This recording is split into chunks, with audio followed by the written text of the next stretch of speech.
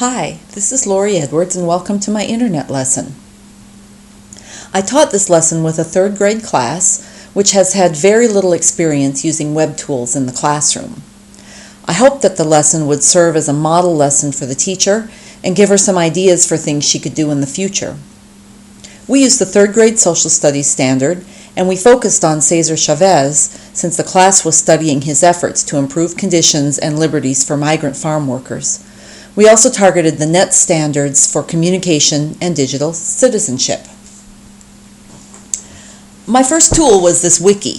I embedded all the activities here and we practiced everything in the lab before the actual lesson. Students had 3 choices of activities they could do to answer the essential questions.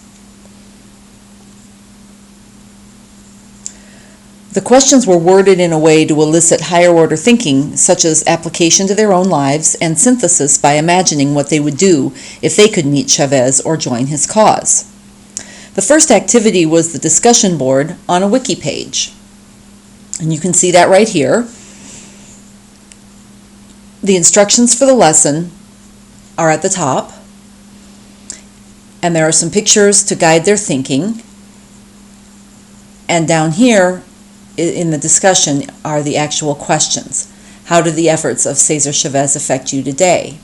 And here are the guiding questions that go with them. Some students were able to elaborate a lot more than others, and you can see that there were still some issues with digital citizenship, which we discussed every day.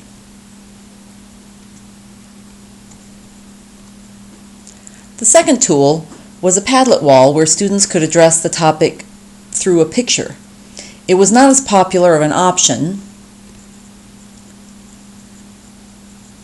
but you can see that the assignment was the same.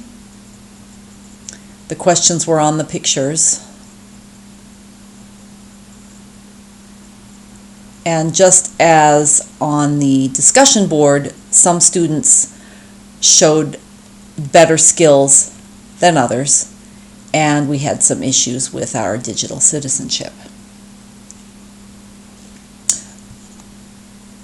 Our third tool was a voice thread. It was really important to me for students to be able to answer verbally, if that was their strength.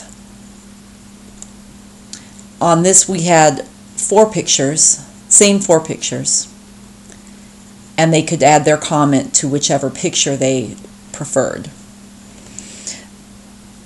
This was a popular choice, but it was our biggest technological challenge, and I'll talk about that more later.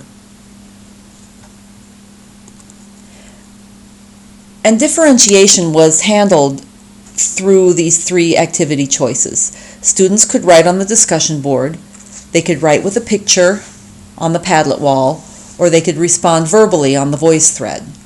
These choices allowed students to draw upon their strengths to complete the assignment.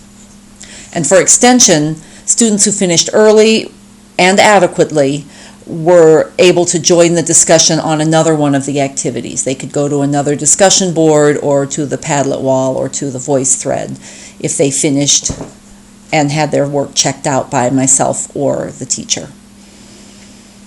Everybody had equitable access because we used the computer lab, and students were given any extra assistance that they needed.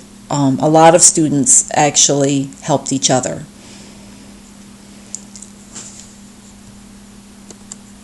Assessment was done through this online discussion rubric that I had modified from the blog rubric that I created in Module 3. We focused on the quality of the discussion and not so much on the length of their responses or the number of comments that they made. So my first challenge was to create an online forum that was completely secure for the students. I gave them all anonymous logins to the wiki, and in VoiceThread I was able to create identities for them based on my login. They didn't need separate logins.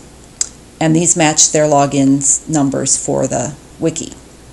And in Padlet, we just used a password to the Padlet wall.